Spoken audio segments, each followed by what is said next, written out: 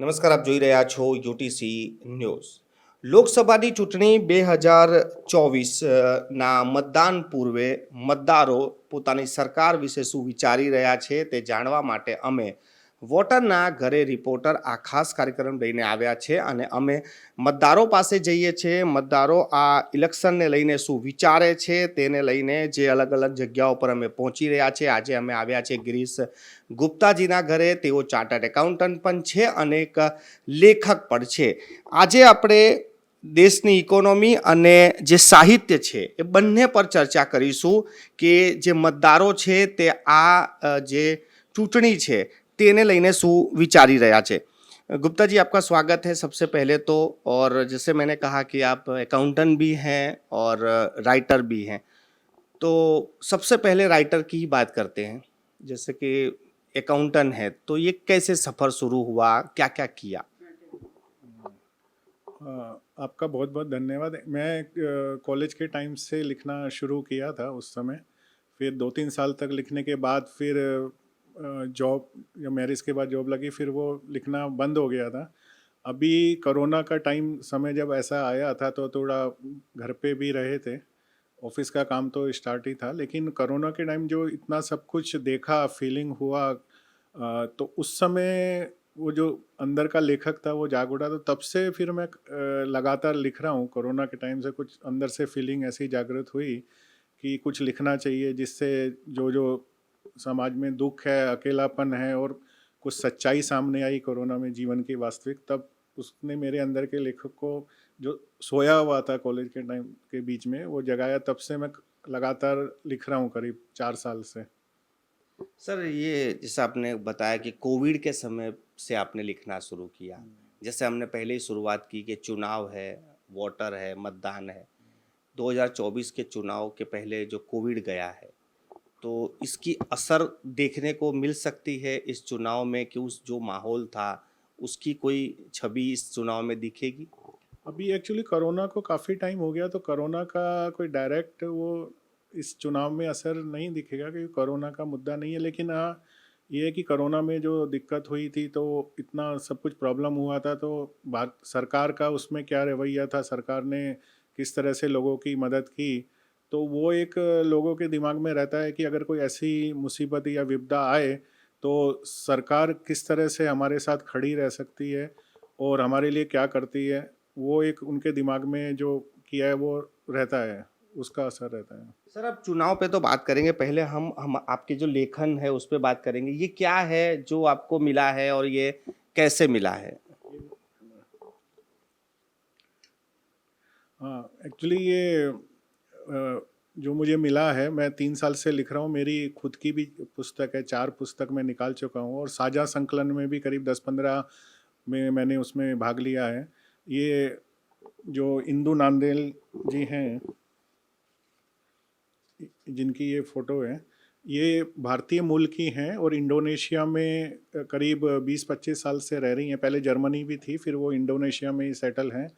तो वो उनका एक उद्देश्य है कि जो बाहर रहकर एक्चुअली भारत के बारे में क्या है कि अलग अलग लोगों के भ्रम में है और उतना हमें तो पता है कि भारत की संस्कृति और कितनी सुदृढ़ है, लेकिन बाहर के जो हम बाहर रहते हुए भारत की संस्कृति को आगे बढ़ाना और भारत का नाम आगे करना, वो उसी विचार से उनका ये चौथा विश्व रिकॉर्ड पे संकलन है. उससे पहले वो उनको 3 विश्व रिकॉर्ड का वो मिल चुका है.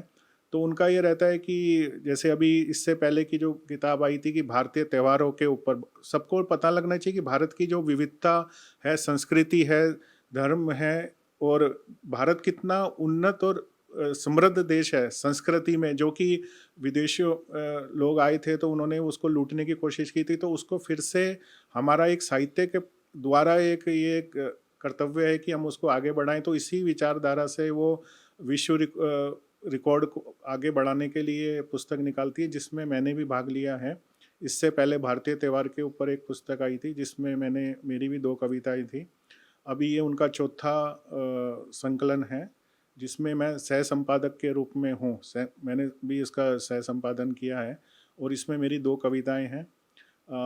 इसमें क्या है कि तो ये वर्ल्ड रिकॉर्ड इसलिए कि एक ही चांद पे तिरंगा उसका नाम है, और अभी जो चंद्रयान 3 पे भारतीय वैज्ञानिकों की सफलता थी, तो उससे प्रेरित होके, क्योंकि वैज्ञानिकों ने इतना अथक प्रयास करके जो ये चंद्रयान 3 की सफलता की है, तो हमें ये भी हुआ कि साहित्य के माध्यम से हम उनको अपना सम्मान के रूप में उनके उनके ऊपर कविता लिखें, क्योंकि हम तो मतलब जितना हम कर सकते हैं, क्योंकि हमारा भी कुछ कर्तव्य है कि उन्होंने भारत का नाम रोशन किया, तो हम क्या कर सकते हैं।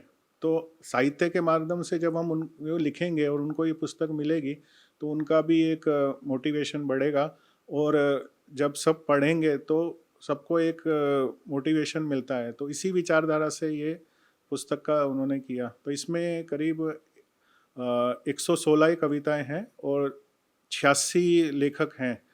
तो इंदु जी क्या करती है कि इसमें भारत के हर एक कोने कोने से ये है कि सबको एक साथ जोड़ के भारत के सभी राज्यों से इसमें लेखक हैं, और ना सिर्फ भारत से बल्कि भारत के बाहर भी अलग अलग देशों से। तो एक संयुक्त चेन और श्रृंखला से, मतलब भारत की जो संस्कृति है, भारत का विज्ञान है, उसको हम साहित्य के माध्यम से आगे बढ़ाने के लिए ये प्रयास है।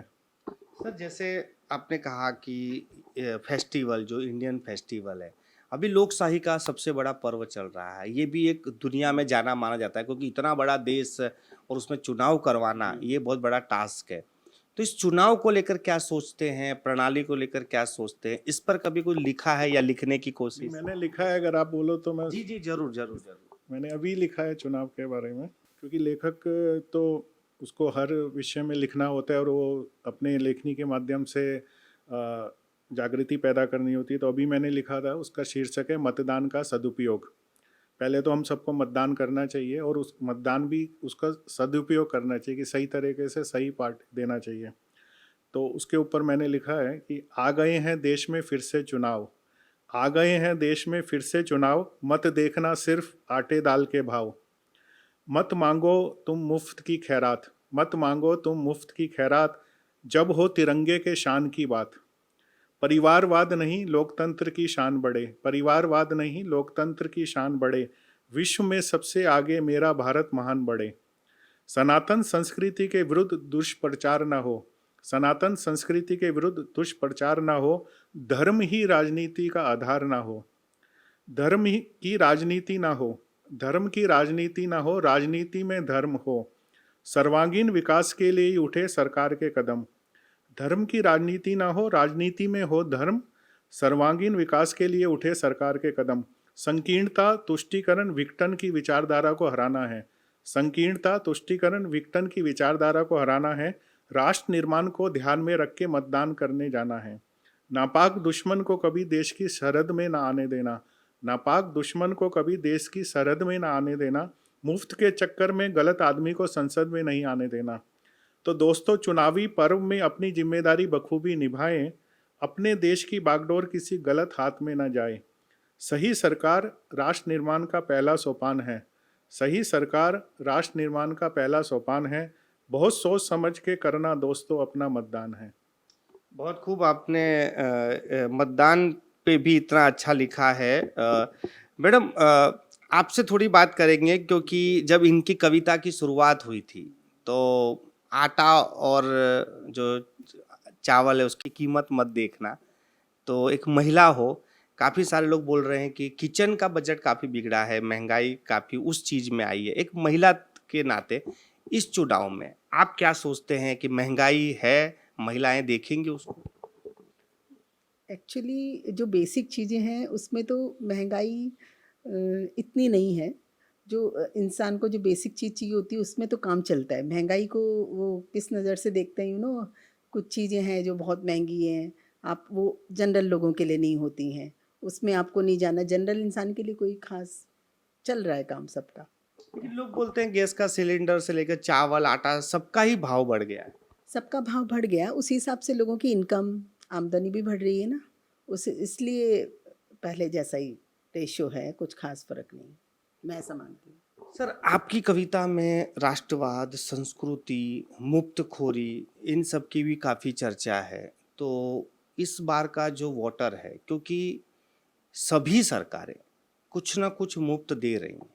जब आप मुफ्त ना देने की बात कर रहे हो, तो आप किस तरह से देखते हो? क्योंकि हर सरकार अपने वोटर को लुभाने के लिए मुफ्त तो बाँट ही रही है। एक्चुअली मुफ्त वैसे कुछ होता नहीं, क्योंकि जब आप मुफ्त दोगे तो अभी भारत क्या विकसित देश है, तो विकसित देश से हमें विकासशील देश है, सॉरी, अभी भारत क्या विकासशील देश है और इतने साल हो गए हैं भारत की आज़ादी को, तब से अभी तक वो विकासशील देश है, तो विकसित देश नहीं बना। विकासशील देश में क्या होता है कि आदमी की जो बेसिक लिविंग है बस उतना ही हो पाता है, कि ये खाली खाने पीने का काम चलता है। तो जो आम जनता है, कुछ अगर बहुत सारे कुछ लोगों को छोड़ के जो अमीर लोग हैं, तो कॉमन जो लोग हैं उनके जीवन में कुछ कर नहीं पाते हैं, वो खाली अपना खाने पीने का बेसिक चीज़ के अलावा। तो अगर तरक्की करनी है जैसे बाहर की कंट्री है, तो विकसित होना चाहिए। तो विकसित होने के लिए क्या है कि आपको जो भारत के इंफ्रास्ट्रक्चर है और ये बेसिक चीज़ें हैं उसका विकास होना चाहिए, क्योंकि अभी भी हर क्षेत्र में भारत काफ़ी विकास की ज़रूरत है, पिछड़ा हुआ इंफ्रास्ट्रक्चर के क्षेत्र में। तो उसके लिए क्या संसाधन चाहिए होते हैं। और अभी जैसे इंडिया में जो पहले की सरकारों ने किया है कि पेंशन सिस्टम है, आर्मी का पेंशन है, तो काफ़ी पैसा हमारा जो सरकारी सहायता उसी में चले जाती है, कि जो इस तरह की सहायक सिस्टम है, पेंशन हो, बुजुर्ग पेंशन है, आर्मी का पेंशन है, तो विकास के लिए पैसा नहीं बचता। मुफ्त में तो आप बांट सकते हो, उसमें कोई दिक्कत नहीं है कि आप महिलाओं को इतना दे दो, उसको दे दो, लेकिन उसकी कीमत सबको चुकानी पड़ती है, आपका विकास नहीं होता। तो विकास के लिए क्या है कि संसाधन चाहिए होते हैं। आप उधार लेने की भी एक सीमा होती है, तो संसाधन चाहिए होंगे तो, और विकास होगा तो उसमें क्या सबका फ़ायदा होता है। उसमें फिर किसी एक धर्म का और एक वर्ग का नहीं होता है कि भाई महिला का फ़ायदा हुआ, सबका फ़ायदा होता है, और उसमें सबको रोज़गार मिलता है। तो जो विकास होता है वो मुफ्त के रास्ते वाला विकास अल्टीमेट आपको गरीब बना देता है, उससे देश का भला नहीं होता। ठीक है, कुछ वर्ग खुश हो जाएंगे, तो वो अगर आपको विकसित देश बनना है इतने सालों बाद, और तो उसके लिए जो मुफ्त चाहे कोई भी पार्टी उसको करे, तो जितना कम से कम हो। और ठीक है, अगर कोई ऐसे समय आता है, कोरोना का समय आया, कि उस समय काफ़ी लोगों के पास, जो क्योंकि बहुत सारे जो रिच होते हैं, अपर मिडिल क्लास के लोग होते हैं, उनके पास संसाधन जुड़े पैसा होता है, तो अगर वो कुछ महीने या साल तक भी उनको रेगुलर आमदनी नहीं हो, तो वो अपना काम चला सकते हैं। लेकिन जो दिहाड़ी मजदूर हैं या कुछ है, और उनको ऐसा कोई विपदा का समय आ जाए, तो उस समय सरकार को ज़रूर हेल्प करनी, सहायता करनी चाहिए। तो बाकी जो नॉर्मल केस है उसमें खाली मुफ्त बाँट करके उनको ये लालच दे के, तो वो उन्हीं का नुकसान है। तो जो सरकार विकास की बात करे, क्योंकि उसके लिए पैसा चाहिए होता है, तो उसके द्वारा जो देश की तरक्की हो वो ज़्यादा अच्छी है। सर, आखिरी 2 सवाल हैं। एक आपके जो आप चार्टर्ड अकाउंटेंट हैं उसको रिलेटेड है, और एक आप साहित्यकार हो उसके रिलेटेड है। पहले साहित्यकार की बात कर लेते हैं कि लोग कहते हैं कि इस समय कुछ भी लिखना, वो जो आज़ादी है कि कुछ लिख देंगे तो किसी को आपत्ति हो जाएगी।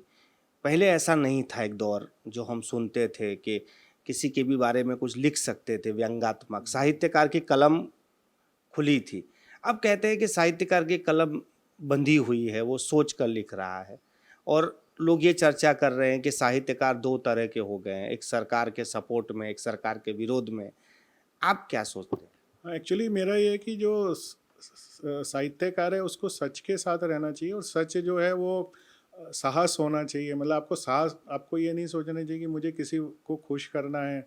और एक जब तक उसमें एक साहस नहीं होगा, तो सच जब तक साहस के साथ नहीं होता वो अपंग होता है। सच की अपने आप में कोई शक्ति नहीं होती। वो सच जब तक अगर उसको साहस नहीं होगा तो फाइलों में दबा रहेगा। तो मेरी एक सच के ऊपर भी कविता है। तो सच में अगर साहस का साथ नहीं होगा तो वो क्या है कि फिर अपंग होता है। तो आपको चाहे कोई भी उसका नतीजा हो, कुछ हो, आपको निर्भीक होके साहस के साथ साहित्य, वो सच्चा साहित्यकार नहीं है अगर वो किसी को खुश करने के लिए लिखता है या कुछ है। तो आज भी आप संविधान के दायरे में रह के, संविधान की अब है उसके दायरे में रह के, और आप सच्चे भाव के साथ और लिखते हो व्यंग, जिससे व्यंग लिखने का मतलब है कि उसको जागृति हो। तो वो मेरा विचार है कि उसके साथ ही लिखना चाहिए, सच्चाई के साथ, किसी को खुश नहीं करना चाहिए। सर, अब देश की इकोनॉमी की बात करें तो 5 ट्रिलियन, 3 ट्रिलियन, और एक तरफ हम देख रहे हैं कि 80 करोड़ लोगों को राशन मुफ्त दिया जा रहा है। तो ये देश की जो इकोनॉमी है, इस पर कुछ बात करेंगे कि आप क्या सोचते हैं? देश की इकोनॉमी अभी ओवरऑल जो दूसरे कंट्रीज़ के भी जो जानकार हैं उनका व्यू है कि इस समय अच्छी चल रही है, क्योंकि देश के विकास के लिए जो पहले एक रोड़ा था या विरोध तत्व था कि भ्रष्टाचार, क्योंकि जब भ्रष्टाचार होता है तो वो फिर सब परिवारवाद और भ्रष्टाचार होगा तो देश का कभी विकास नहीं हो सकता। तो वो जब तक उससे फिर मुक्ति पाके अभी देश इस समय जो चल रहा है, क्योंकि इस समय क्या है कि मेक इन इंडिया का भी है और ऐसी स्कीम है कि आप इंडिया में अगर मैन्युफैक्चरिंग करोगे तो आपको इंसेंटिव दिया जाएगा। और पूरा विश्व अभी कोरोना के बाद क्या है कि सबने चाइना का देखा कि चाइना में कैसे उनको दिक्कत होती है, क्योंकि चाइना सिर्फ अपना ही भला देखता है। तो सब लोग अभी बाहर की कंट्री भी इंडिया की तरफ देख रहे हैं और उनको लगता है कि जो भारत है वो ना कि सैन्य मतलब भारत अभी तैयार है उड़ने के लिए। और भारत में अगर जो पहले अभी काफ़ी इजी डिजिटलाइजेशन की वजह से बिजनेस करना थोड़ा धीरे धीरे इजी भी होता जा रहा है, तो उसकी तरफ भी काम हुआ है काफ़ी। तो देश की इकनॉमी अभी राइट पाथ पर है और हमें भी उसी तरह से कि कौन सी सरकार परिवारवाद को बढ़ावा देती है या भ्रष्टाचार को, तो उसी मुद्दे को ध्यान में रख के कि देश को आगे विकास को कौन आगे ले जाता है, किसकी क्या नीति है, वो सबको समझ के ही मतदान देना चाहिए। बहुत बहुत धन्यवाद हमसे बात करने के लिए और ये सुंदर कविताएं लिखने के लिए। आप જોઈ રહ્યા હતા કે આ ગિરીશ ગુપ્તાજી છે જે ચાર્ટર્ડ એકાઉન્ટન્ટની સાથે સાથે એક સારી જે કવિતાઓ છે તે લખે છે ભારતીય સંસ્કૃતિ, ભારતીય તહેવારોને લઈને, અને તેમને આ એવોર્ડ પણ મળેલા છે, જે એવોર્ડ તેઓ બતાવી રહ્યા છે। આજે આપણે વોટરના ઘરે રિપોર્ટરમાં એક ચાર્ટર્ડ એકાઉન્ટન્ટ અને સાહિત્યકાર સાથે ચર્ચા કરી છે અને તેમના મતમાં સરકાર કેવી હોવી જોઈએ અને સરકાર કેવી છે તેના વિશે પણ આપણે વાત કરી રહ્યા હતા।